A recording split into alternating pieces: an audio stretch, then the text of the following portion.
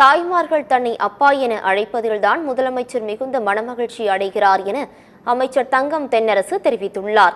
விருதுநகர் மாவட்டம் காரியாபட்டியில் சமூக நலன் மற்றும் மகளிர் உரிமைத்துறை சார்பாக சமுதாய வளைகாப்பு நிகழ்ச்சி நடைபெற்றது.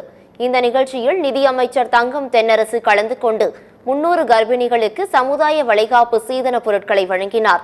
அதனைத் தொடர்ந்து பேசிய அவர், முதலமைச்சர் மு.க.ஸ்டாலின் தலைமையிலான ஆட்சி கல்விக்கும் பொது சுகாதாரத்துக்கும் அதிக முக்கியத்துவம் அளிக்கிறது என்று தெரிவித்தார். அதனால்தான் முதலமைச்சரை அண்ணன், சகோதரர், தம்பி, நண்பர் என்று அழைக்கிறார்கள். இதையெல்லாம் விட உங்களை போன்ற தாய்மார்கள் அப்பா என அழைப்பதில்தான் முதலமைச்சர் மிகுந்த மகிழ்ச்சி அடைகிறார் என்று தெரிவித்தார். கல்விக்கும் பொது சுகாதாரத்துக்கும் உங்கள் உடல்நலத்துக்கும் ஆரோக்கியத்துக்கும் இந்த இரண்டுக்கும் மிகப்பெரிய முக்கியத்துவத்தை அளிக்கக்கூடிய ஆட்சியாக நம்முடைய மாண்புக்கும் முதலமைச்சருடைய ஆட்சி இருக்கிறது.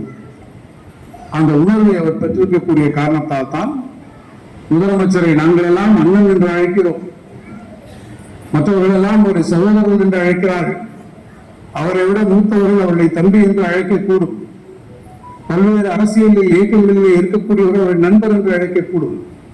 ஆனால் அத்தனைக்கும் மேலாக அவர் உயிராக இன்றைக்கு கருதுவது உங்களை போன்றிருக்கக்கூடிய அந்த இளம் தாய்மார்கள் தன்னை அப்பா என்று அழைப்பதிலே மனம் மகிழக்கூடிய ஒரு முதலமைச்சர் இருக்கிறார்.